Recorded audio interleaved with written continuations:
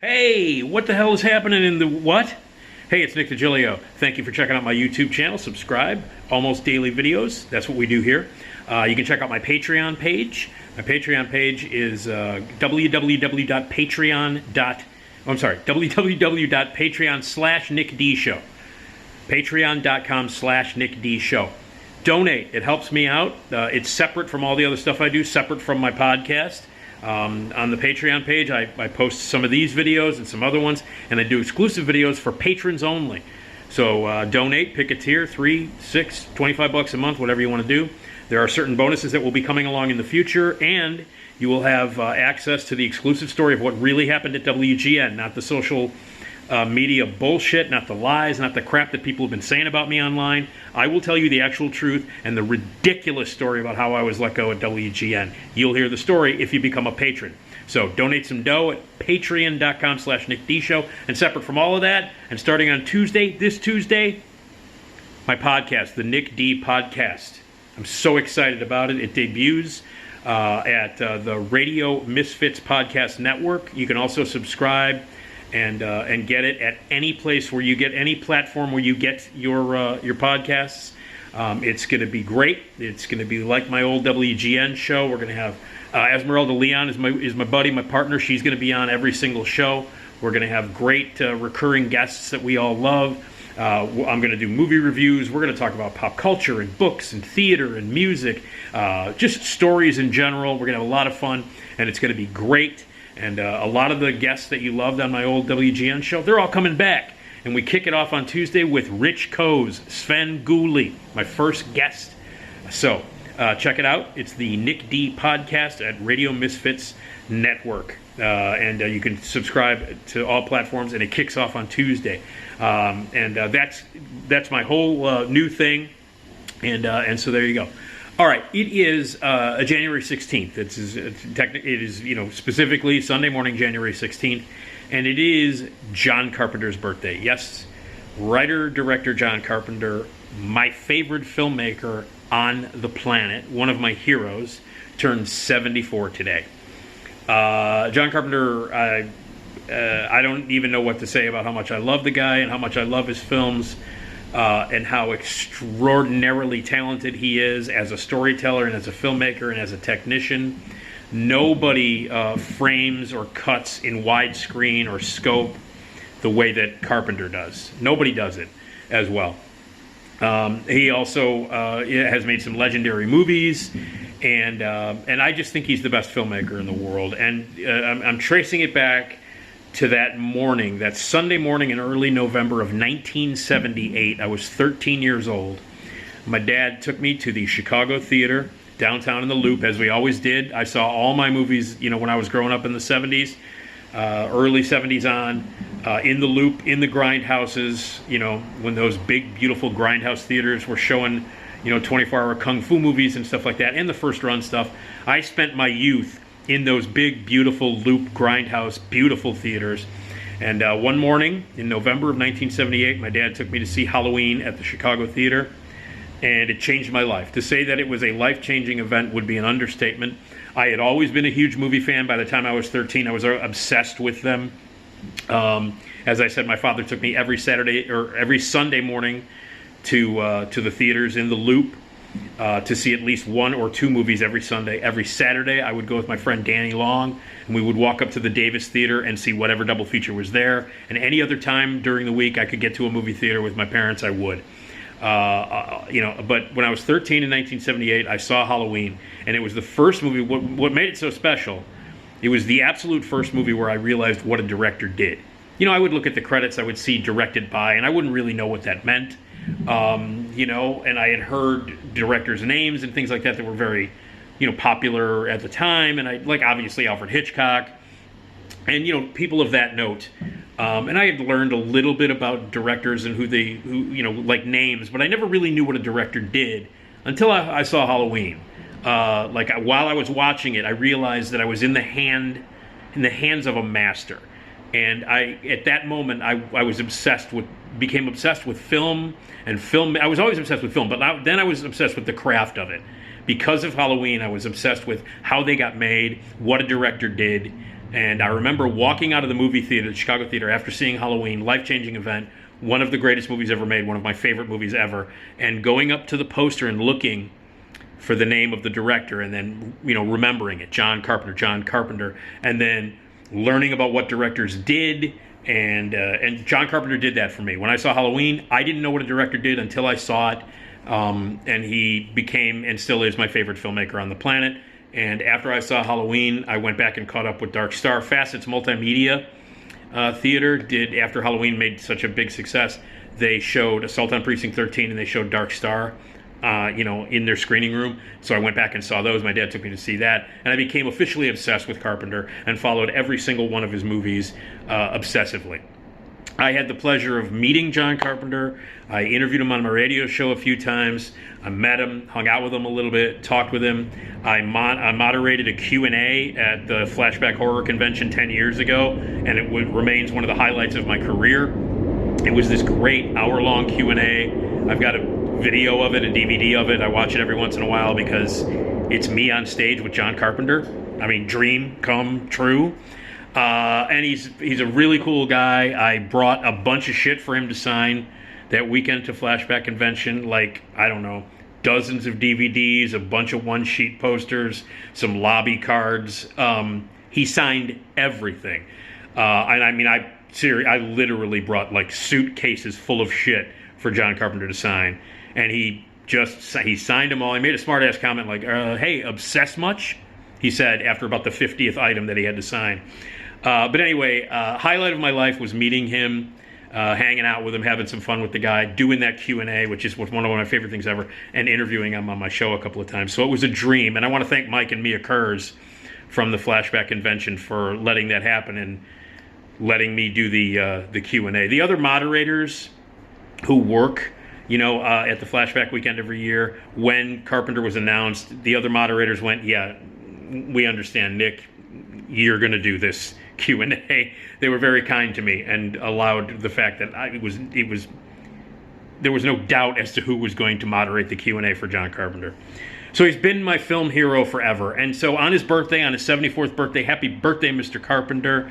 Thank you so much for everything that you've done.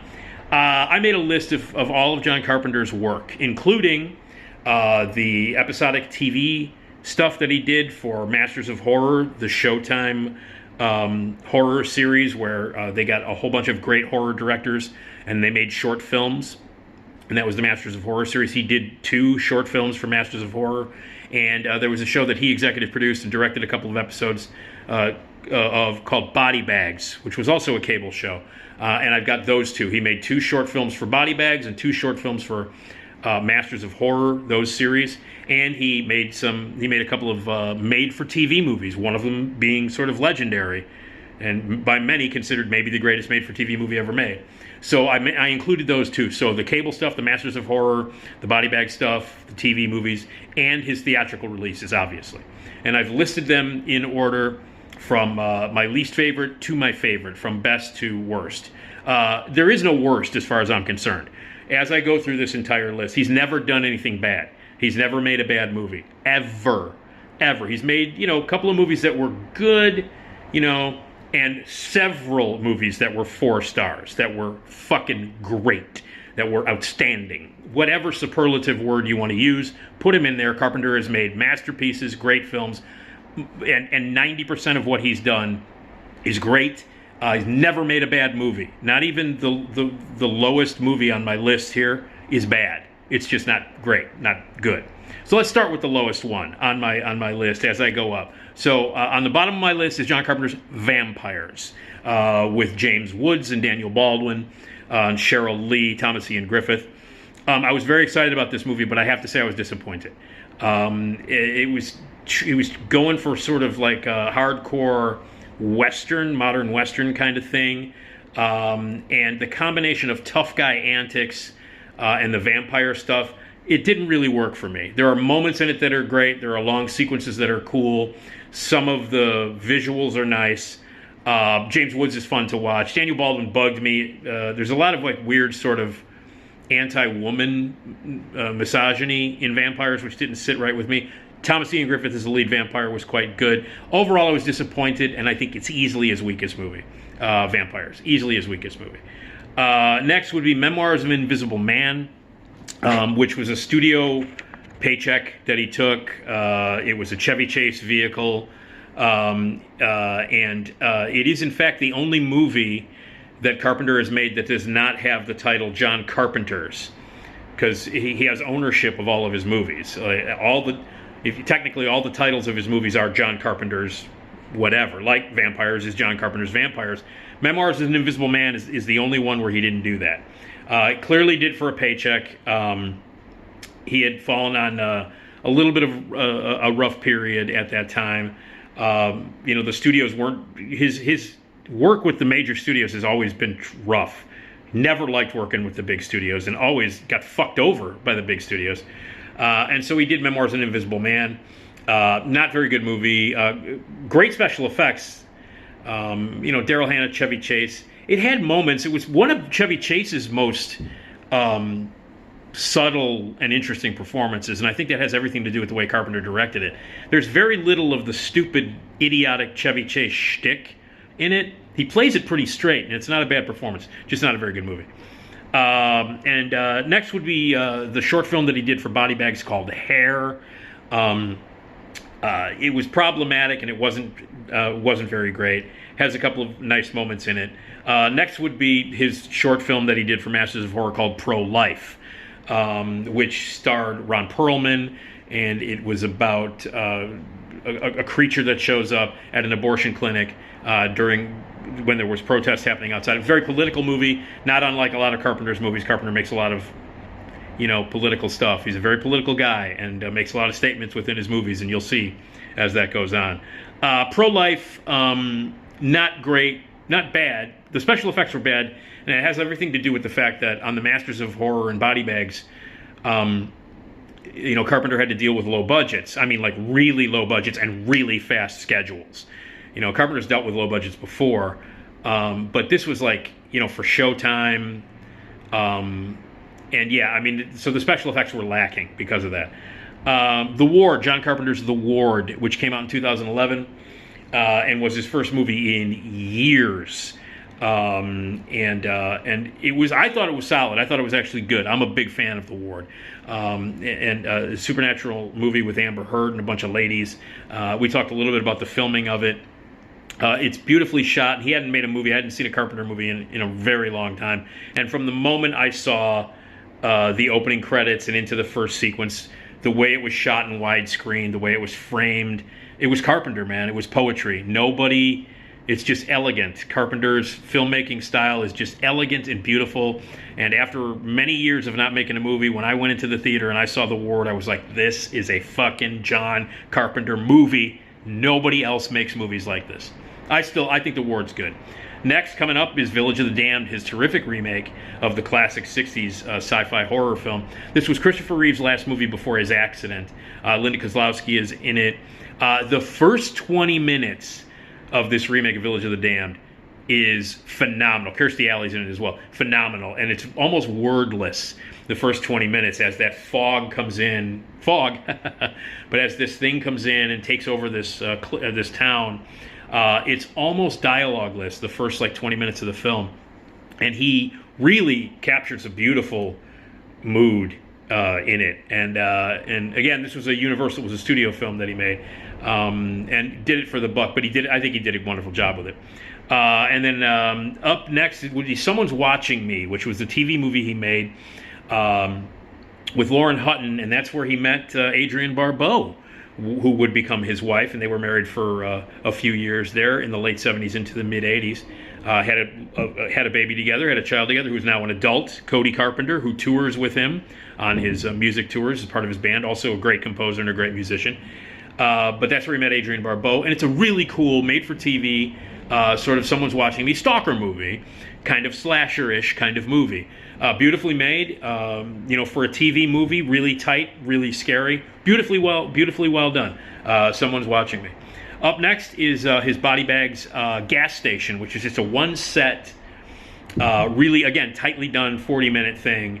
that all takes place in and around a gas station, and it's all very tight. Danny Roebuck is in it. It's all very tightly done, and a really nice exercise in quick, low-budget suspense.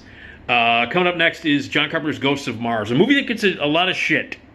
That, by the way, was his last movie before The Ward. He made Ghosts of Mars in 2001. The Ward didn't come out for 10 years, so it was 10 years there where there was nothing. And now it's been longer than 10 years with no feature from Carpenter, and I don't think we're going to see one. But anyway, I love Ghosts of Mars. I think Ghosts of Mars is great. You will see, as I talk about these movies and I go up the list to the better and into the best, John Carpenter loves Rio Bravo. He'd be the first to admit that he was pretty obsessive with the John Wayne Western Rio Bravo. And he's basically made it a few times, and he'd be the first to admit it. He's made and remade variations of the formula of Rio Bravo many times. It shows up in his work a lot. Ghost of Mars is like an insane zombie, futuristic sci-fi horror version of Rio Bravo. Pam Grier, Ice Cube, Natasha Henstridge. It's also a movie that, again, is very political. At its core, it's about the genocide of Native Americans. That's what the movie is really about. And it's about, the white man coming in and, raping and taking the land and taking everything about it. It's about the genocide of the Native Americans, but done on Mars. And also really funny and really well done. And it's Rio Bravo, and an interesting storytelling style. It flashes back and flashes forward, different points of view. He really messes around with the narrative in it. But again, it's one of the 9,000 times he's done Rio Bravo, but done it well. John Carpenter's Escape from L.A. is next. I don't give a shit. I love Escape from L.A. Love it. I love it. I only have two other friends who really love that movie. Matt O'Neill, my buddy Matt O'Neill loves it, and my buddy Mike Meredith loves it. It's the sequel to, John Carpenter's Escape from New York, which brings back Kurt Russell as Snake Plissken, but this time it's L.A. And it basically takes Escape from New York, every single plot point and beat, and it basically copies it, over and over again. Instead of like a wrestling match or a baseball bat match with Ox Baker, he has to shoot baskets. It's just, he's got to go in and rescue somebody from LA, and there's a lot of people hate it. I love it. I think it's great. The effects are cheesy, but that's fine with me because the effects in the first Escape from New York were also cheesy. To me, it feels like no time had changed, even though 15 years had gone by since the original Escape from New York. But Carpenter made it as though he made it 3 days after Escape from New York was released. It feels like a movie from 1981. So I back it. And it also has a fucking great ending. Escape from LA, even if you don't like the rest of the movie, it ends with Snake Plissken ending the world. The world fucking ends at the end of Escape from LA. Snake Plissken, one of the greatest anti-heroes in film history, presses a button, fucking ends the world. Blackout, boom, world over. One of my favorite endings of all time. One of the ballsiest and coolest endings of all time. Who do you want to end the world? If they're going to end the world, fucking Snake Plissken. So I love Escape from LA. Elvis is next. That's the other made-for-TV movie he made. Legendary, great movie. Again, Kurt Russell playing Elvis. And it's legendary. It aired in 1978, or 79 actually. And it aired the same night as Gone with the Wind and One Flew Over the Cuckoo's Nest. One Flew Over the Cuckoo's Nest, very first time it was ever on broadcast television. And it beat the shit out of both of them in the ratings. Like, it was a ratings bonanza. Dick Clark produced it. It's a terrific movie with a great performance by Kurt Russell, who, by the way, Kurt Russell's very first movie as a kid, an Elvis movie. So he appeared in an Elvis movie as a little kid. And we all know that Kurt Russell did, kids movies. He was, he did all the kids movies when he was with Disney. Grew up in the business, but him playing Elvis, fantastic. Shelley Winters plays his mom. It tells the story of Elvis. It covers all of the big things that happened to him, shooting out TVs and all that stuff. The music is great. It's a terrific movie. A legendary TV movie, one of the greatest TV movies ever made. John Carpenter made it, and it aired, I think, just a couple of months or a few months after Halloween hit the theaters. And so at that time, because Halloween, the biggest independent movie ever made up until that point, and so that was big time for Carpenter. There you go. He was riding the wave. Christine would be next on my list. His adaptation of the Stephen King novel, terrific movie. Again, great score by Carpenter. I'm not even mentioning the scores because it just goes without saying. He didn't do the scores for all of his movies, but 90% of his movies, Carpenter has done the score. He's an incredible composer, great musician. His concerts are fantastic that he's touring now doing, because this is one of the T-shirts here that I saw him in concert, seen him twice. With his son Cody and a bunch of other really cool guys performing the themes from his movies and all kinds of original themes as well. Amazing composer, and I mean, obviously the guy has composed 90% of the music and the themes for his movies, and that's one of them, Christine. Really great adaptation. Keith Gordon, fantastic in it. John Stockwell, really good in it before he became a filmmaker himself.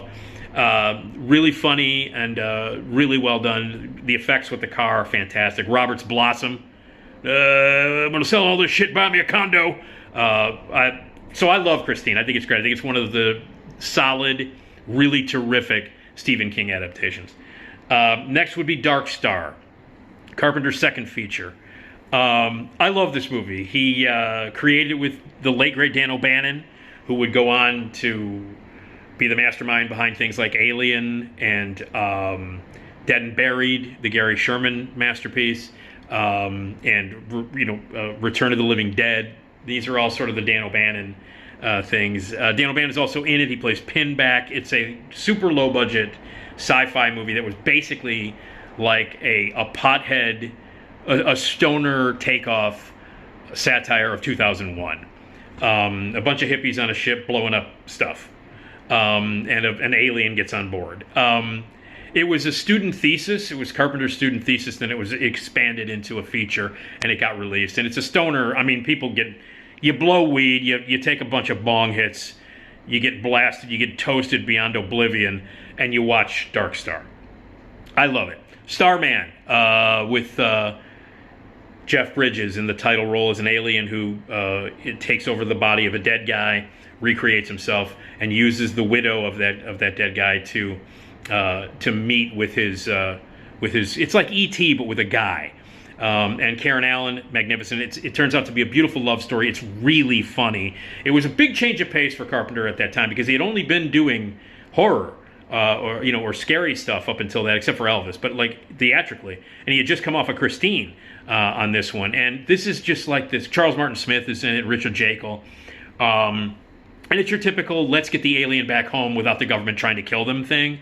But it's really fucking funny, and it's really sweet, and it's lovely and romantic, and it's very uncharacteristic. Carpenter's a very cynical guy. His movies aren't always really happy. He's usually pissed off when he makes a movie. He wants to make like a political statement, and he doesn't have much confidence in our humanity. But this movie is beautiful in that way.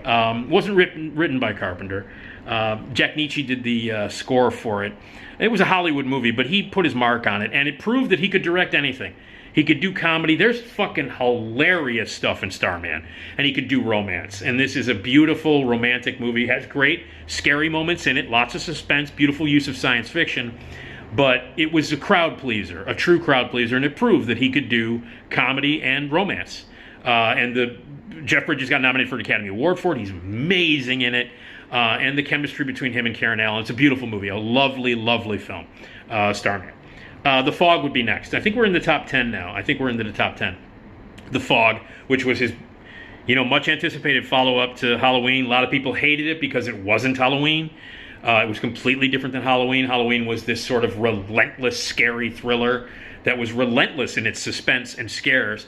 The Fog is a moody, slow, languid movie that is trying to be a ghost story. It sets the tone at the beginning of the movie with John Houseman sitting around a fire with a bunch of kids telling a creepy ghost story. And that's the mood that Carpenter wants for this movie. It's my favorite John Carpenter score of all time. I think it's a gorgeous music score that really elevates the movie to that ghost, sort of like beautiful, creepy style. It's his best score. If you've not heard the Carpenter score for The Fog, I think it's by far John Carpenter's best score. I love it. It's very simple and elegant. It has some electronic stuff in it, and it gets a little bit scary, but for the most part, it's just this really simple, piano-driven score that really evokes a beautiful and creepy and wonderful mood. The movie itself is fantastic. Adrienne Barbeau, Tom Atkins, Janet Leigh, Jamie Lee Curtis, Hal Holbrook. It's fucking great. And the lead character, played by Tom Atkins, is named Nick. So I get to hear Jamie Lee Curtis say the name Nick a lot in it. So I was happy about that. People were really harsh on it because it wasn't like Halloween at all. I love it. I love The Fog. I think it's creepy and it's scary and it's beautiful and really moody and a beautiful follow-up to Halloween, proving that Carpenter doesn't have to repeat himself, and he wouldn't repeat himself. It made a lot of money when it came out, but a lot of people were still disappointed because it wasn't Halloween. Fuck that. The Fog is a great film. Prince of Darkness would be next. Number 9 on the list going up. The scariest movie he's ever made. Scarier than Halloween as far as I'm concerned. I think Prince of Darkness is fucking terrifying. It's part of he's got a End of the World trilogy. Carpenter has made an Armageddon trilogy, so it's 3 movies about the end of the world, and this is one of the Armageddon trilogy movies about the end of the world. A heady movie. Jameson Parker is in it, Lisa Blount, Donald Pleasance, Victor Wong. And it is about a group of people who are studying this weird liquid that has shown up, and it's in the basement of this church, and they go to this church, and they're all stuck in the church, and something is happening outside of the church. There are a bunch of people again. Rio Bravo comes in to it. The Fog has Rio Bravo elements in it when they're all stuck inside the church again. So there's Rio Bravo elements in it, and it's about metaphysics. It's about religion. It's about a lot. There's a lot going on in Prince of Darkness. Science versus faith. There's a lot of heady ideas in it. It's a movie that gets more. It's a very complex film, and there's more to unlock as you watch it. With each viewing, it becomes even more complex and more is revealed. It's a brilliant movie. And it did well when it came out. This was at a time when Carpenter had horrible experiences with the big studios. And this was when he made a deal with Alive Pictures to do low-budget movies, and Universal would distribute them, and this was the first of that deal that he made. And he was revitalized by this because he was so pissed off about working with the studios. The big studios almost ended his career a bunch of times. He did not like working with big studios. They always tried to interfere. They did on Christine. They did on Starman. I'll get to what they did for Big Trouble in Little China. All of the big studio movies that he tried to work on before that, The Thing, Jesus Christ, The Thing, all of these horrible experiences he had with the big studios and how they fucked with him and screwed over his movies.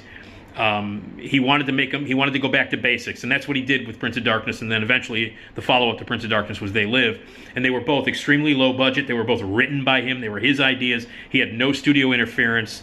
He made the movies on a low budget. They released the movies, and those 2 movies were like revitalizing his career. He felt, it just felt like Carpenter has got his balls back. They were taken away from him by the studio. But Prince of Darkness, also very fucking scary movie. Just scary. On the simplest of levels, Prince of Darkness is fucking scary with a brilliant, terrifying ending. So, In the Mouth of Madness comes next at number 8, and that is the second of the End of the World trilogy that Carpenter has done. In the Mouth of Madness is balls out nuts. I fucking love it. I love it. And Sam Neill, spectacular in it. A great central performance by Sam Neill. The great John Glover is in it. It's a total salute and tribute to Lovecraft, to H.P. Lovecraft. from the title to the style to the creatures to what it's really about. It's about an author, very much like Stephen King, played by Jürgen Prochnow, named Sutter Kane. And something is happening, something very fucking weird is happening to people who are reading his books. They're going out of their mind, they're going nuts. So Sam Neill is this investigator, this insurance investigator, hired by Charlton Heston to go to this hometown of Sutter Kane to investigate, go back to Sutter Kane's hometown, investigate why these things are happening, and all kinds of crazy, surreal, fucking insane shit happens. He ends up in a mental institution, and it's told in flashback from the nut house. He's in a rubber room. He's got crosses drawn all over his face. He's in a straitjacket.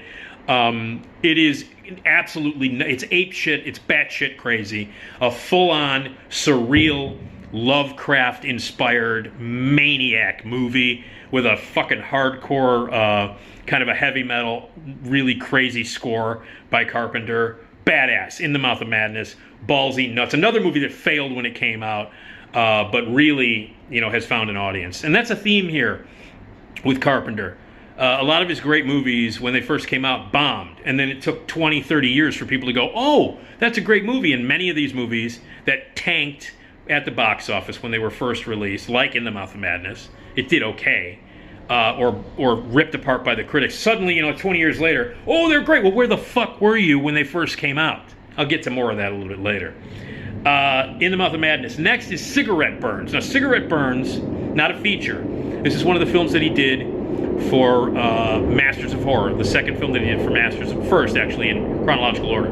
But this is one of the films that he did for the Masters of Horror series. And it's phenomenal. Cigarette Burns is one of the best things he's ever done.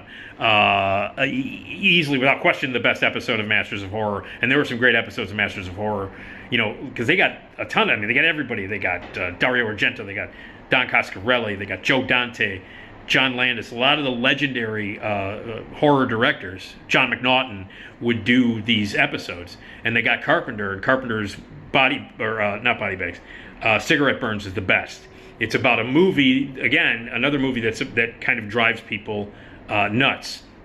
Norman Reedus, who would go on to become very popular in the horror genre with The Walking Dead, plays the lead in it.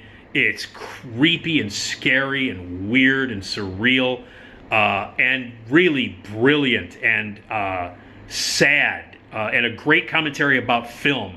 It's about cinema and what the effect that cinema has. Udo Kerr is in it as well, and what the effect of cinema. It's about the making of movies and what movies do to you. It's about the cinematic film experience. And nobody knows that better than Carpenter. It's fucking great. It's the best Master of Horrors episode, Cigarette Burns. Next would be Big Trouble in Little China on my list. What can you say about Big Trouble in Little China? Jack Burton, played by Kurt Russell, goes into Chinatown, and with the help of the denizens of Chinatown, they've got to rescue this woman, an Asian woman with green eyes, and Dennis Dunn is in it, and Jack Burton is this goofy-ass truck driver, John Wayne wannabe, who is just a buffoon. So your hero is a buffoon. He's an idiot. And it's, you've probably seen it, huge number of special effects. It mixes science fiction and horror, weird creatures, and kung fu. The thing about this movie is that it was way ahead of its time. It came out in 1986, and it was an Americanized version of the kind of stuff that they were doing in Asia, especially Hong Kong. The genre mixing that was happening in the early 80s, late 70s in Hong Kong movies, where they would take weird supernatural and science fiction elements, where they would have people flying through the air and fighting. There'd be weird creatures and crazy kung fu and way over the top special effects. That was normal in Hong Kong films in the 80s, and Carpenter and W.D. Richter, who wrote it, brought that sensibility, and when it came out, nobody had ever seen anything like it. Everybody wanted, this was like during the era of the Indiana Jones movie. The Indiana Jones movies were really popular. That's the kind of hero they wanted. They wanted the big swashbuckler Indiana Jones who would come in and save the day. What they got was a dipshit named Jack Burton who didn't know anything, couldn't fire a gun, couldn't fight, was scared most of the time. Jack Burton is a fucking buffoon, and he was the hero of the movie. Dennis Dunn, the Asian sidekick, he was the hero of the movie. He was the real hero of the movie. And Jack Burton basically represented, the white culture. We're idiots. and the Asian culture were the heroes, and this dork, this American white idiot, just kind of invades their world. I don't know what the fuck to do. I'm a stupid truck driver. And people, when it first came out, the critics slammed it. It was a huge bomb. It was a multi-million-dollar budget. Carpenter hated working on it because the studio, 20th Century Fox, would interfere constantly. They fucked him over. They released it, on a terrible weekend. There was a lot of competition. They had no confidence in it whatsoever, Fox. They didn't understand it. When they saw it, they didn't understand it. They were like, why is this idiot the hero? What the fuck? Why are people flying? What's going on with all these Asian guys? What's with all the kung fu and the weird? Doesn't make any sense. Well, fuck you. It's completely... W.D. Richter wrote Buckaroo Banzai, for Christ's sake. Another movie that bombed when it came out.